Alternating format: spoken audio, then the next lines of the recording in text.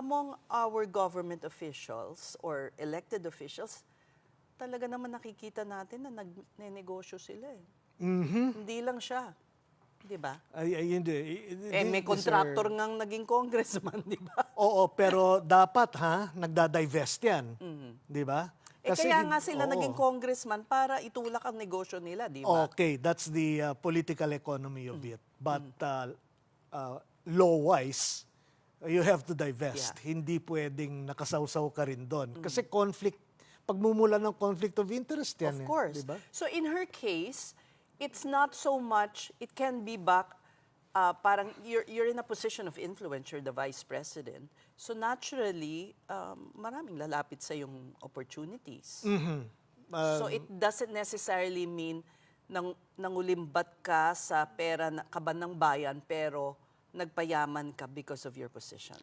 Yes, Pwede rin yun. yes, precisely. Will that be part kaya of the prosecutions? Not necessarily. No. Hindi na. Ang kailangan lang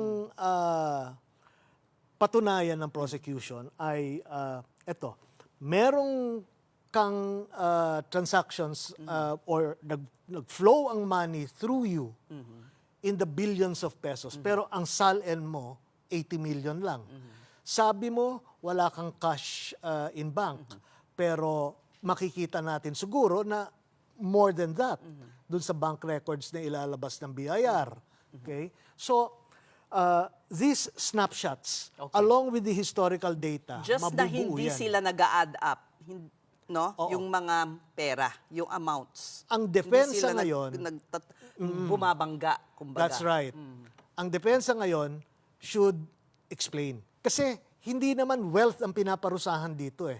Di ba? It's unexplained wealth.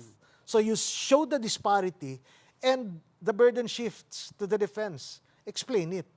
Otherwise, that's unexplained Right. wealth. If you explain it by, oh, may business kami. Hindi.